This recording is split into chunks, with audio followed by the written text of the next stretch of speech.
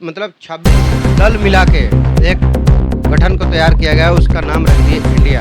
आप एक कटोरे में मेढक को रख दीजिए, तो क्या मेढक उस कटोरे में रहेगा? नहीं रहेगा, कूद के भाग जाएगा। कौन जाएगा भाई? पता ही नहीं है कि कैप्टन कौन है उनका। तो उत्तर प्रदेश से लड़े चाहे इस्लामाबाद से लड़े, वो तो कहीं से भी लड़ सकते हैं। उनकी 2024 में तो मोदी जी जीत ही रहे हैं, 2025 में भी बीजेपी की सरकार यहाँ क्रांति के साथ बन रही है। तो हम लालू को देख लिए, 15-20 साल हम नीतीश को देख लिए। अब बिहार जहाँ था वही है, और वहाँ मतलब एक तो आप दलदल में फंसे ही हैं, हम आपको और 5 लाख रुपए दे देंगे ताकि आप और दलदल में फंसे रहिए और हमें वोट देते रहिए। ये तो आज आपको जो है करनी सेना के मध्य प्रदेश करनी सेना के जिला अध्यक्ष जी से बात करा रहे हैं कि जो संगठन बनी है, जो महागठबंधन की जो संगठन बनी है जिसका नाम इंडिया रखा गया है, उसके बारे में हम लोग थोड़ा सा चर्चा करेंगे और इसके बाद हम लोग जानेंगे कि ये नाम जो है आखिर इतना चर्चा में क्यों है, ये नाम होना चाहिए या फिर नहीं होना चाहिए। तो रवि रंजन जी, हम आपसे जानेंगे कि सबसे पहले हमारा न्यूज़ चैनल पर आपका स्वागत। नमस्कार, जितने भी दर्शक देख रहे हैं सबको प्रणाम दिल से, रोर न्यूज का। हम जानना चाहेंगे कि ये इंडिया नाम जो है, इंडिया नाम क्यों रखा गया? इंडिया नाम पहला नंबर तो बिल्कुल गलत है, नहीं रखना है। हम इस नाम को खारिज करते हैं, इसलिए कि अगर कहीं भी कुछ भी होता है तो लोग बोलेंगे इंडिया हार गया। अरे भाई, इंडिया फुटबॉल थोड़ी खेल रहा है, क्रिकेट थोड़ी खेल रहा है कि हार गया। कौन हार गया? एक पॉलिटिक्स जो अपने नाम को इंडिया बना रखे है। 26 संगठन मिला के, सभी मतलब 26 दल मिला के एक गठन को तैयार किया गया है, उसका नाम रख दिए इंडिया, जो कि बिल्कुल बिल्कुल गलत है। ये बिल्कुल नहीं होना चाहिए। इससे क्या दिक्कत क्या होगा? दिक्कत बहुत है। कहीं भी बाहरी जो हमारे जो देश है, अन्य जो देश है, अगर कुछ भी ऐसा होता है तो वो सीधा यही बोलेंगे कि हमारा इंडिया हार गया। अरे भाई, तो इंडिया कैसे हार गया? ये नाम बिल्कुल गलत है, होना ही नहीं चाहिए। इसके बदले में इन लोगों को और कुछ नाम रखे। जीतना तो है नहीं, वैसे जीतेंगे तो बीजेपी ही, क्योंकि इनके रवैये और उनके रवैये में ज़मीन आसमान का अंतर है। तो इंडिया जो नाम है बिल्कुल शर्मनाक है, गलत है अपने देश के लिए, कांग्रेस पार्टी के लिए, बाकी जितने भी अन्य दल हैं उनके साथ 26 दल बैठे हैं, उनके लिए भी ये गलत है। उनको इस पर विचार करके इस नाम को खारिज करके अन्य नाम को सुझाव देना चाहिए।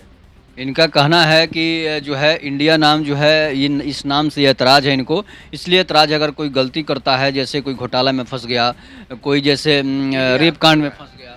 वही तो बात है। कोई भी अगर मान लो बाई चांस इनकी अगर सरकार बन भी जाती है, घोटाले तो होंगे, ये तो 100% श्योरली है, क्योंकि 70 सालों से हम लोग देखते आ रहे हैं। भले हमारे पास पहले सोशल मीडिया नहीं थी, उतना नहीं था 2014 के पहले, और इसी का फ़ायदा कांग्रेस ने भरपूर उठाया है, ताकि जनता तक तो हमारी बात जो है पहुंच नहीं पा रही है, तो हम घोटाले पर घोटाले किए जा रहे हैं। तो सबसे बड़ी चीज़ यही है, ये नाम बिल्कुल नहीं होना चाहिए। तो इस नाम से ऐतराज़ है जो है इनको। और इसके बाद हम लोग क्या इंडिया गठबंधन तो अब बन गई है, क्या उनकी सरकार बन सकती है? नहीं बनेगा, कभी नहीं बन सकता है। आप एक कटोरे में मेढक को रख दीजिए, तो क्या मेढक उस कटोरे में रहेगा? नहीं रहेगा, कूद के भाग जाएगा। तो यही सोच है आज के जितने भी दल हैं सबका। एक कटोरे में ये लोग बैठेंगे नहीं, इनको पता है कि थोड़ा सा हमको गर्मी लगेगा, हम तुरंत कूद के भाग जाएंगे। तो इसलिए सबसे पहले बात यह है कि ये इनको तो जितना ही नहीं है, और ख़ास करके ये हम लोग जितने ही नहीं देंगे इनको। हम नहीं चाहते कि ऐसी सरकार है जो मतलब हम लोग को 10 साल 15 साल पीछे लेके चला जाए। सबसे बड़ी चीज़ ये, आज हम लोग की जो भारत जितना डेवलप किया है 10 सालों में, 8 सालों में, 9 सालों में, उतना वाकई में काम नहीं हुआ है 70 साल में। अगर काम हुआ रहा था कांग्रेस के राज में, तो बीजेपी को आने की ज़रूरत नहीं थी, मोदी जी को आने की ज़रूरत नहीं था। अच्छा, एक बात बताइए, इंडिया जैसे है कि इसमें तो पीएम का चेहरा भी कोई सामने नहीं दिख रहा है, कौन नहीं है, वही तो मैं बता रहा हूँ कि ये देखिए, हम आपको एक एग्जांपल दे रहे हैं। दोनों साइड में दो दो मतलब टीमें थी, और एक टीम से कैप्टन आगे आया, ठीक है। अलाउंसर ने दूसरे टीम से भी कैप्टन को मंगाया, लेकिन वहाँ कैप्टन कोई नहीं है। अब ये सोचिए, जितने 11 प्लेयर हैं सब एक दूसरे का मुंह देख रहे हैं, कौन जाएगा भाई? पता ही नहीं है कि कैप्टन कौन है उनका। अगर कैप्टन पता है तो बताओ, उस नाम पे चुनाव लड़ो, फिर देखो तुम्हारे नतीजे क्या होते हैं। सबसे बड़ी चीज़ यही है। कि इनका पता ही नहीं है कि कौन इनका कैप्टन बनेगा, कौन इनका पीएम पद का उम्मीदवार रहेगा। नीतीश कुमार को लोग बोल रहे हैं, हम गारंटी दे रहे हैं कि हमारे क्षेत्र में आके ये विधायक का चुनाव लड़ लें, अगर जीत जाएँ तो हम जिंदगी भर के लिए उनकी गुलामी। नीतीश कुमार उत्तर प्रदेश से लड़ रहे हैं। वो उत्तर प्रदेश से लड़े चाहे इस्लामाबाद से लड़े, वो तो कहीं से भी लड़ सकते हैं, उनके लिए कोई दिक्कत नहीं है। जो लोग अशरफ को और ये क्या बोलते हैं मोहम्मद, कौन है वो, हाफिज जी को सईद जी बोल रहे हैं लोग, और इशरत जहाँ को लोग ऐसे लोग बताओ कहीं से चुनाव लड़ सकते हैं? इनको कहीं कोई रोक नहीं है। मतलब नीतीश कुमार फूलपुर से राहुल गांधी आज जाके वायनाड से चुनाव लड़े हैं, किसके साथ गठबंधन किए है पता है आपको? मुस्लिम लीग, जो 1947 में अपने देश को विभाजन करने में मेन हाथ था, उस पार्टी के साथ राहुल गांधी वायनाड में जाकर उन्होंने गठबंधन करके चुनाव लड़ लिया। उनको पता है कि हमें अमेठी में हम जीत नहीं पाएंगे, क्योंकि वोट जो पड़ते हैं वो आपके काम पे पड़ते हैं, आपने क्षेत्र में कितना काम किया है उस पर पड़ता है। इन लोगों का क्षेत्र बिल्कुल नील बट्टा नील था और इसलिए इनको यहाँ से छोड़ के भागना पड़ा। एक बात और जानेंगे कि जो बिहार में जो चल रहा है, तो क्या लगता है आपको 2024 में कौन जीतेगा? 2024 छोड़िए, 2024 में तो मोदी जी जीत ही रहे हैं। 2025 में भी बीजेपी की सरकार यहाँ गारंटी के साथ बन रही है। अच्छा, बिहार में इससे आपको जानते हैं बीजेपी को इससे बहुत फायदा मिला है। ये लोग सोच रहे हैं कि हमको बीजेपी से अलग होकर नीतीश घाटा में चले गए और बीजेपी उसमें प्लस पॉइंट में आगे बढ़ गया। क्यों? क्योंकि बीजेपी अब ना कभी किसी से गठबंधन करेगी इन लोगों से, क्योंकि इनको पता हो गया है। और दूसरी नंबर चीज़ कि ये जो दोनों चुनाव लड़ेंगे और बीजेपी अकेले चुनाव लड़ेगी, तो 100% जाहिर सी बात है कि हम लोग बीजेपी को सपोर्ट करेंगे, क्योंकि इनको हम 20 साल से तो हम लालू को देख लिए, 15-20 साल हम नीतीश को देख लिए। अब बिहार जहाँ था वही है और वहाँ से भी थोड़ा सा पीछे चला गया, आगे नहीं चला गया, पीछे चला गया। विकास देखिए, विकास दर देखिए, हर स्टेट का, हर स्टेट को आपका वो मिलता है, जो वहाँ से आपका बजट मिलता है हर स्टेट का आता है, और उसका नियम रहता है कि उस बजट के साथ साथ जो टैक्स भारत सरकार को देना पड़ता है। आज पता है कितना बकाया है? 9 अरब रुपए बकाया है इन बिहार का केंद्र सरकार में देने के लिए, और ये हर बार पैसे की मांग करते हैं। तो भाई कोई भी आदमी आपको पैसा कब देगा? जब आप उसे लौटाओगे तभी देगा ना। जब आप लौटाने में सहमत नहीं हो तो आपको उतना ही मिलेगा ना जितना उसका बजट है।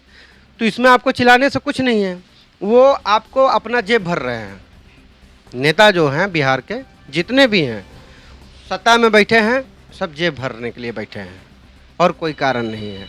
आज देखिए उत्तर प्रदेश में इतना विकास हो गया। मैं खुद उत्तर प्रदेश में अभी नौकरी कर रहा हूँ, दूसरे स्टेट से आकर। मैं बिहार से जाके वहाँ नौकरी कर रहा हूँ। कितने सालों में ये बदला? 5-6 सालों में बदला, 7 सालों में बदला। 5 साल योगी जी रहे, उसके बाद फिर दोबारा योगी जी रहे। आज के डेट में यूपी का जितना जीडीपी है 33 अरब करोड़ रुपए, उससे ज़्यादा का वहाँ पे इन्वेस्टर आए हुए हैं, ये सबको पता है। और ये लखनऊ में चल रही थी मीटिंग, सब लोगों ने देखा, नीतीश और लालू सब लोगों ने देखा। लेकिन देखने से नहीं होता है, उस पर अमल कीजिए। आप ऐसा बनाइए अपने आप को। बहुत सारे ऐसे ज़मीनें हैं जहां हम लोग की कंपनियां लग जाएगी। कंपनियां लग जाएगी तो बिहार के जो जितने भी युवा हैं वो बिहार में ही जॉब करेंगे, बाहर नहीं भटकना पड़ेगा। आज के डेट में आपके पास क्या है? हम इंटर कर लिए, ग्रेजुएशन कर लिए, उसके बाद हम कहाँ जाएंगे? इनसे अगर पूछने जाओगे तो वो लाठी बरसाएंगे, सरकार पुलिस लाठी बरसाएगी। लेकिन उनके पास जवाब नहीं है कि इसके बाद हम कहाँ जाएं, इसका जवाब नहीं दे पाएंगे। तो उन्होंने क्या निकाला है? हम आपको लोन दे रहे हैं। मतलब एक तो आप दलदल में फंसे ही हैं, हम आपको और 5 लाख रुपए दे देंगे ताकि आप और दलदल में फंसे रहिए और हमें वोट देते रहिए और वोट देकर हमको जिताते रहिए, और आप जो है दिल्ली जाके नौकरी करिए और उनका कर्जा भरते रहिए 5 लाख। ये एक बहुत अच्छी उन्होंने बात कही है कि जो सरकार है लोन देती है तो समझिए कि वो आपको कर्जा देती है। नेता कहता है कि नौकरी मत दीजिए, कर्जा दे दीजिए। नौकरी दीजिएगा तो 60 साल के बाद 60 साल तक वो आपको याद नहीं करेगा, आपके पीछे झंडा लेकर नहीं ढोएगा। अगर आप कर्जा दीजिएगा तो कर्ज तले जब तक दबा रहेगा वो आपका काम करते रहेगा, आपका चाय पानी गिलास नाश्ता ढोते रहेगा। लेकिन नौकरी दे दीजिएगा तो फिर समझिए कि वो 60 साल तक आपका झंडा नहीं ढोएगा, उसके बच्चे जो होंगे वो भी नहीं। सरकार से मैं गुजारिश करूंगा कि ये कोई ज़रूरी नहीं है कि हमको गवर्नमेंट जॉब ही चाहिए। भाई तुम प्राइवेट सेक्टर में भी जॉब दो ना हमको, हमें कोई आपत्ति नहीं है।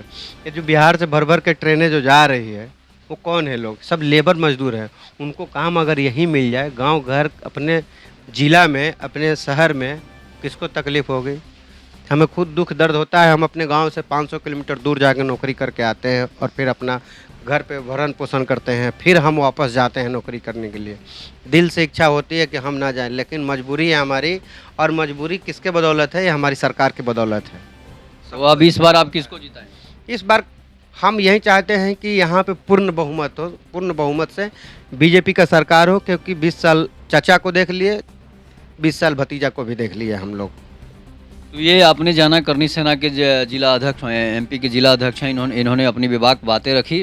और इस वीडियो को ज़्यादा से ज़्यादा शेयर कीजिएगा। तब तक के लिए नमस्कार, जय हिंद, जय भारत, जय श्री राम।